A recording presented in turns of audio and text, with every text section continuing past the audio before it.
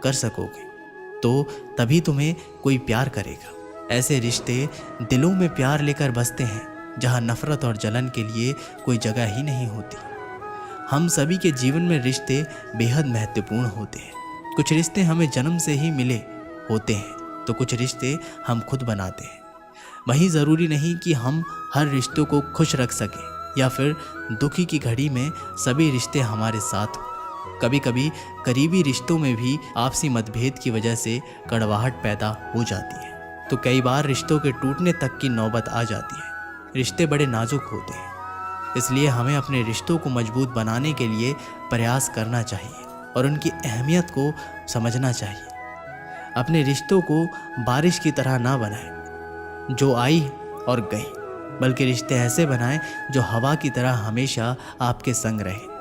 प्रत्येक दोस्त हमारे भीतर एक दुनिया का प्रतिनिधित्व करता है। जब तक दोस्त नहीं आते तब तक इस दुनिया का जन्म नहीं होता और उनके आने से ही एक नई दुनिया जन्म लेती है। एक सच्चा दोस्त वह होता है जो पूरी दुनिया के चले जाने के बाद भी आपके साथ होता है। कुछ रिश्ते जन्म से जुड़ते हैं और जीवन भर के लिए होते हैं एवं हमारे जीवन की हर सुख दुख में हमारे साथ खड़े होते हैं। वहीं कुछ रिश्ते ऐसे होते हैं जिनसे हम भावनात्मक रूप से जुड़े रहते हैं और जिनके होने से ही हर मुश्किल एवं चुनौती का मुकाबला करने की हिम्मत आती है और आगे बढ़ने की प्रोत्साहन मिलता है। रिश्ते हमारे जीवन चक्र को आसान और सफल बनाने में हमारी मदद करते हैं। इसलिए हम सभी को पूरी ईमानदारी और सच्चाई के साथ अपने जीवन के हर रिश्तों को निभाना चाहिए, चाहे वह माँ बाप का रिश्ता हो, पति पत्नी का रिश्ता हो, भाई बहन का रिश्ता हो या फिर दोस्ती का ही क्यों ना रिश्ता हो। हमें सदैव इन रिश्तों का सम्मान करना चाहिए और इनकी अहमियत समझनी चाहिए एवं रिश्तों को मजबूत बनाने के लिए प्रयास करते रहना चाहिए। कोई भी रिश्ता बनाना इतना आसान है जैसे मिट्टी पर मिट्टी लिखना, पर उसे निभाना उतना ही मुश्किल है जैसे पानी पर पानी से पानी लिखना। यदि आप प्यार करने लायक बनना चाहते हैं तो प्यार करो और प्यारे बनो। हो सकता है कि लोग आपके द्वारा कहे गए शब्द भूल जाएं, लेकिन वे ये बात कभी नहीं भूलते कि आपने उन्हें कैसा महसूस करवाया। हम सभी हर रिश्ते से किसी न किसी तरीके से भावनात्मक तरीके से जुड़े रहते हैं। वहीं कई बार रिश्तों में सही गलत की पहचान कर पाना भी मुश्किल होता है।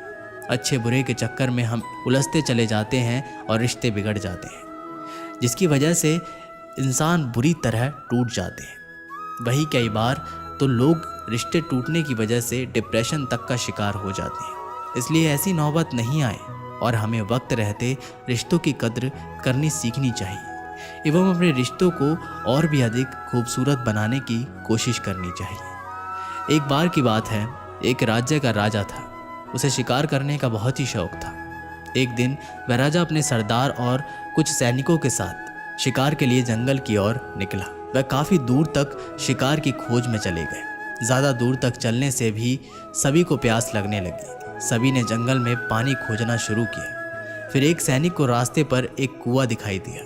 सैनिक ने राजा को ये बात बताई कि वहाँ पर एक कुआं है जहाँ से हम अपनी प्यास को शांत कर सकते हैं। राजा ने उस सैनिक को आदेश दिया कि वहाँ से उसके लिए पानी लाए। सैनिक राजा के आदेश का पालन करते हुए उस कुएं के पास गया।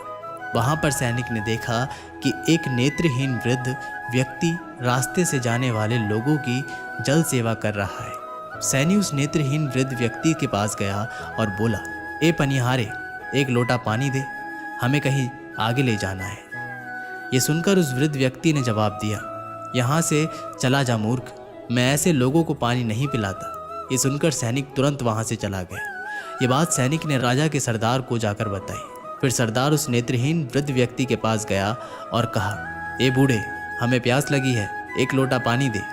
ये सुनकर उस नेत्रहीन वृद्ध व्यक्ति ने फिर पानी पिलाने से मना कर दिया। राजा की प्यास बढ़ती ही जा रही थी। राजा ने अपने सरदार से पानी के बारे में पूछा तो सरदार ने राजा से कहा कि उस कुएं पर एक नेत्रहीन व्यक्ति है जो पानी पिलाने से मना कर रहा है।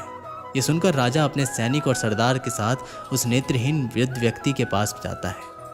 उस वृद्ध व्यक्ति से कहता है, बाबा जी, हमें बहुत प्यास लगी है, गला सूखा जा रहा है, यदि आप थोड़ा पानी पिला देंगे तो आपकी बड़ी कृपा होगी। ये सुनकर उस नेत्रहीन व्यक्ति ने राजा से कहा, आप बैठिए, मैं आपको अभी पानी पिला देता हूँ। फिर उस वृद्ध व्यक्ति ने सम्मानपूर्वक राजा को बैठाया और पानी पिलाया।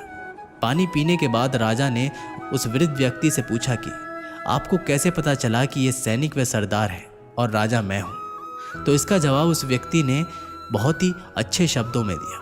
वृद्ध व्यक्ति ने कहा, इंसान की पहचान करने के लिए आंखों की ज़रूरत नहीं है, उसकी वाणी ही उसकी असली पहचान होती है।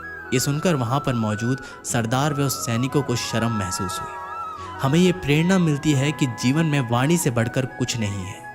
यदि हमारे पास अच्छी वाणी और बोलने का तरीका होगा तो हम अपने जीवन में वो सब हासिल कर सकते हैं जो हम चाहते हैं। कई बार भगवान हमारे रिश्ते खुद तोड़ देता है ताकि कोई हमारी ज़िंदगी खराब ना कर सके।